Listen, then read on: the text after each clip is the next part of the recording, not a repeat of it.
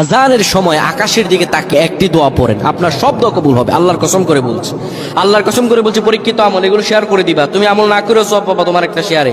এটি যদি শুনে অন্য কেউ আমল করে তুমি আর সওয়াব পেয়ে যাবা। আজানের সময় যখন আজান হয় তখন আমরা কথাবার্তা বলি, এগুলো অনুচিত।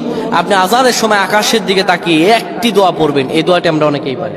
এখন বলবেন হুজুর কমন পড়ে গেছে দোয়া। আমরা অনেকেই আল্লাহ তাআলার কাছে এটা ওটা চাই, কিন্তু সঠিকভাবে চাইতে জানি না। সঠিকভাবে কোনো ব্যক্তি যদি চায় আমার আল্লাহ তাকে দয়া করবেন। আল্লাহ বলেন, বান্দা উদউনি আস্তাজিব লাকুম, আমার কাছে চাও আমি আল্লাহ সব দিয়ে দিব। সুবহানাল্লাহ।